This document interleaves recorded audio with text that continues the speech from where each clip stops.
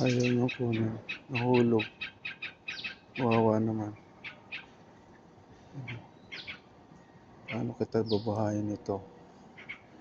Iniwan ka na ng iyong mga magulang, inabandon ka na.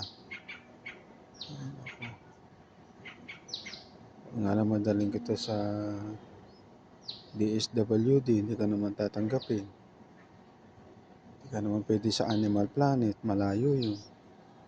Siya, iwan na lang kita rito sa gilid. Baka sakaling kung balikan ka ng iyong mga magulang.